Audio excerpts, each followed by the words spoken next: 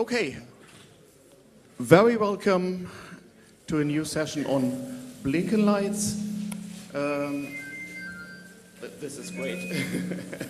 On behalf of our Chaos Emergency Response Team, I am requested to ask you to keep the entrances free of people because of requirements from the local fire department. People not complying are being relocated or even dislocated. Those of you who might not be completely familiar with blinking lights, type www.blinkenlights.net into your browser now.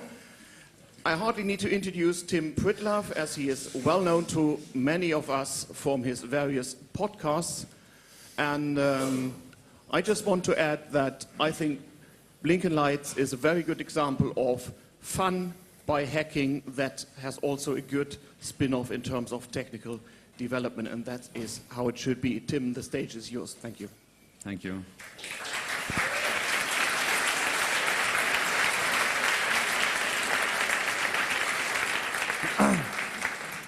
One, two, three. Can anybody hear me?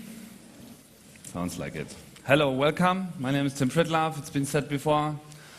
And I can't stress enough that I'm just the stage whore of the project, and this is a huge team. I will elaborate on that. I assume that the name is not really new to you, as we have been doing things in the past.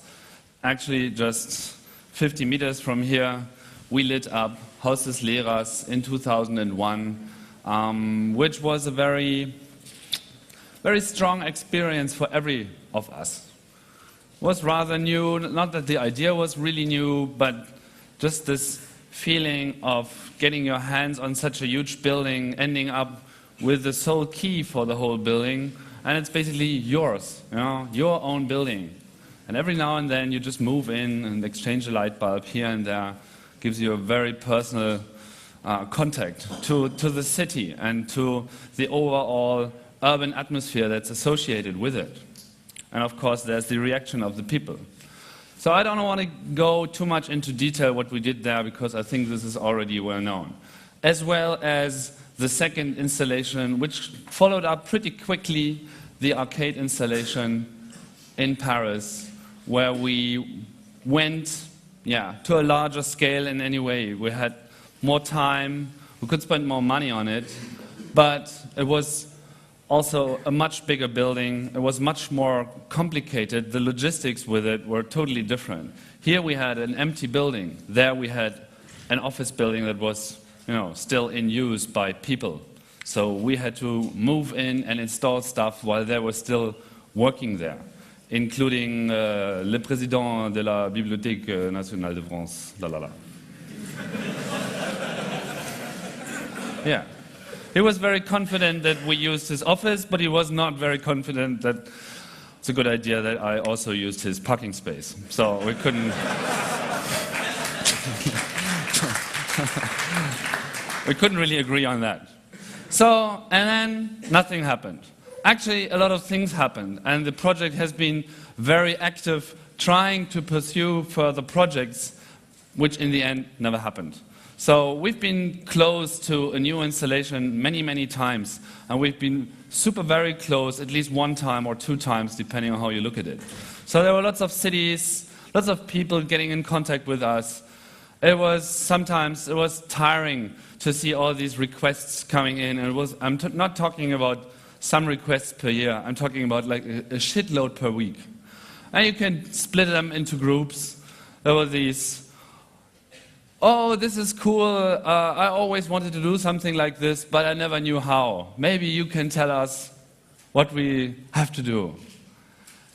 Yeah, well, not really. Then the sales droids came in, marketing guys. You've got the looks, we've got the plan, let's make lots of money, we've got a customer at hand, we're pitching it, right now you're a part of it, what do you think? Go away. We hate these guys. So, we took our time, and then at the moment where we didn't really think of it, we got one of these emails again. And we usually respond always in the same manner. It's like, yeah, sounds interesting, but yeah, would you be willing to pay for 2 tickets to fly us in so that we can have a look? And 99% of the time, the project is over, because that's definitely not the step they want to do. But this time, it was different. And they said, like, okay, here are tickets, come. So next week, we flew to Toronto, to Canada, far away, and it was actually the first time I was aware of the building they were talking about, which is Toronto City Hall, right in the middle of downtown Toronto, an exceptional piece of architecture, which is actually the result of some kind of public riot against the initial plans on building a new city hall. Actually, they have a very, very super nice city hall, an old one. But for some reason, they thought we needed like bigger and more and modern and whatever. And the first ideas they came up with were pretty socialist style. I would even say communist style. So it was turned down by the public, and they said, like, try harder. And then they tried harder, and we got this Finnish architect who did this building. 2 towers, different size, different width, surrounding this UFO-shaped parliament building in the middle. It's just sheer beauty. And we were looking at that building, and we're spending some time there, and we said, like, that's the number 3, and that's where we want to go. And before I talk about it, let's see what we actually did. Maybe we can turn down the lights a bit during the video. This is a short overview of what actually happened.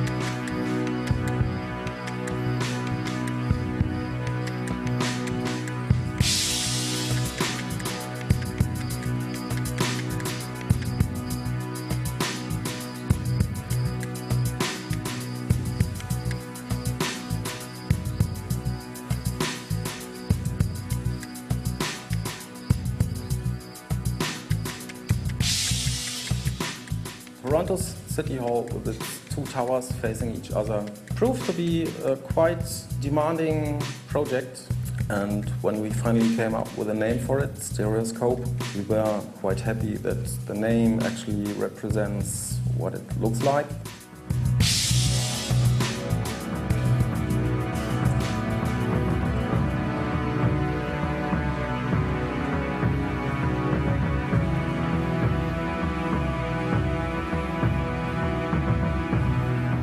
Toronto City Hall was a new chance, a new approach also to the project. We sort of had to redefine how Project Blinking Lights works. 3, 2, 1!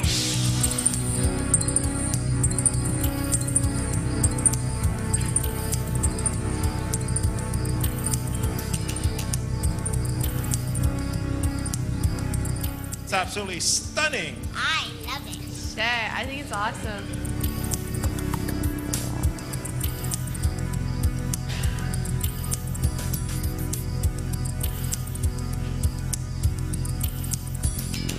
Oh, we were just actually discussing how you could do this. I'm thinking magic, probably gnomes, possibly leprechauns. I'm trying to understand what it is. I don't know, I'd assume someone's in there flicking the light switch. This is the sickest crap I've ever seen. I'm assuming there's light panels behind the windows. Computer controlled? It's interesting how each window kind of represents like a pixel.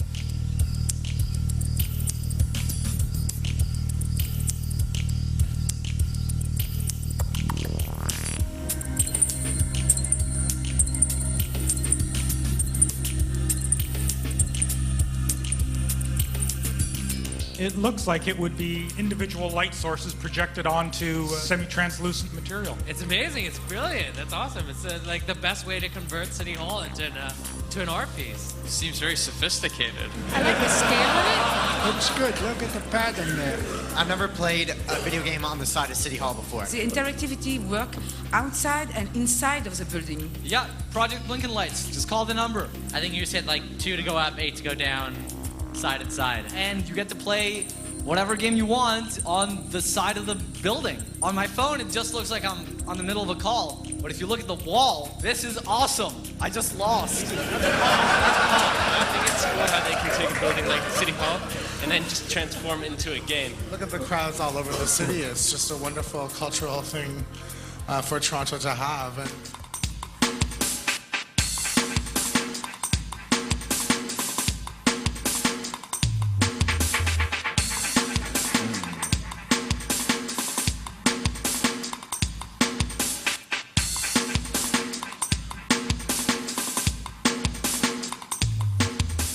This, to me, is kind of the ultimate in sort of digital media, large-scale art and tech, and it can't exist without either one. And I really like the idea that computer hackers and open source software and artists and everything can be part of the same project. We've designed systems to open all of the old different types of Blinking Lights movies and to communicate with all of the different network protocols that have been used in the past. So what we're looking at here is the visualization of what's going on in the mixer that's taking all of the input from various sources and sending them to the building in the background.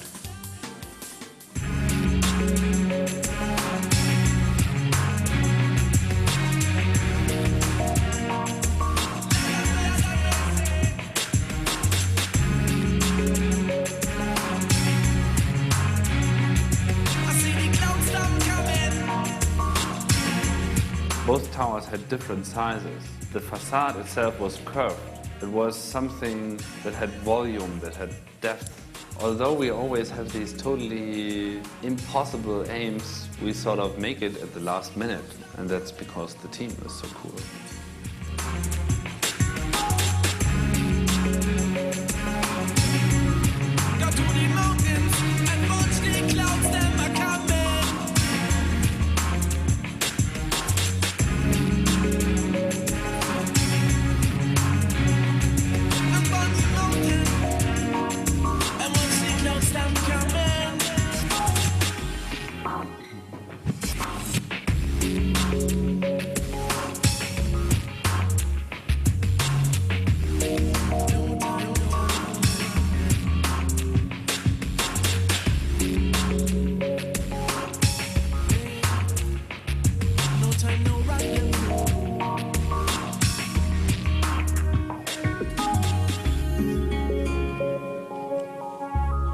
See the clouds them coming.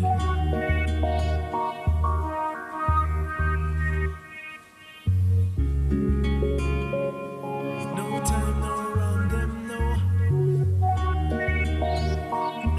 Can you see the clouds them coming? So, that's the first overview. Thank you.